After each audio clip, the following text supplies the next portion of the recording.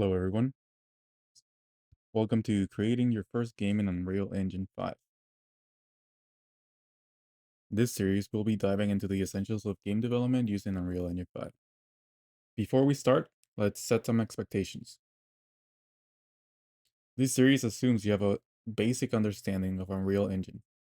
You should have some familiarity with C++ and blueprints, as we'll be leveraging both throughout the process. If you've tinkered with Unreal Engine before and understand its basics, you're in the right place. Before we dive deeper, I'd like to make a quick disclaimer. This is not a blueprint-only tutorial. We'll be using UE5 the way it's meant to be used by integrating both C++ and blueprints.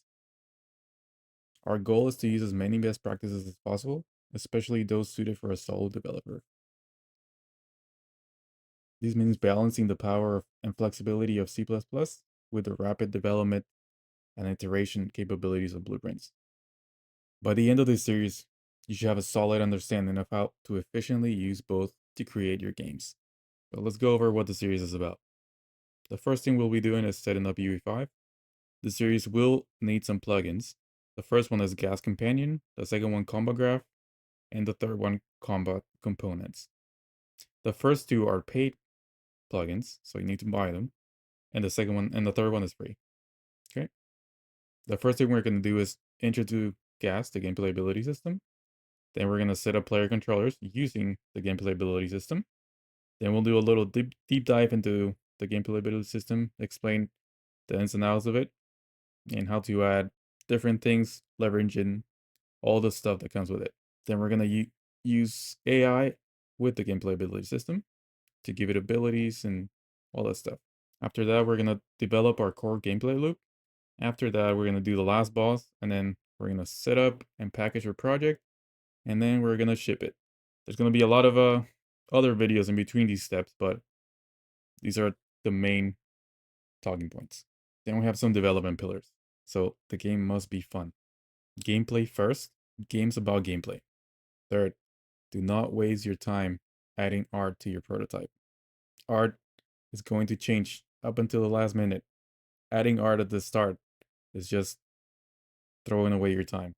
Use as much programmer art as you can. And also programmer sounds, but that's not a saying. Number 4, iterate and playtest as much as possible. Get your friends to playtest your game. Get some feedback on if it's fun.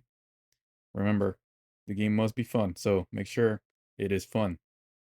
Get your mom, your dad, your dog if you can, okay?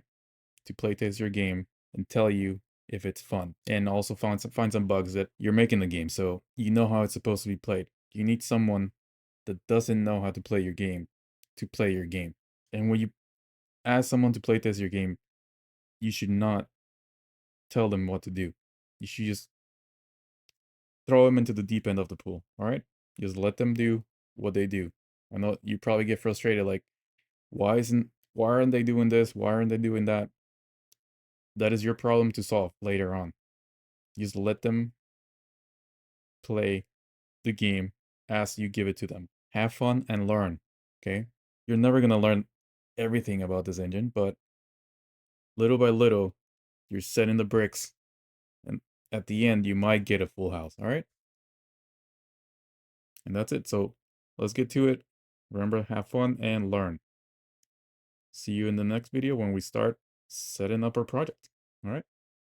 See you later.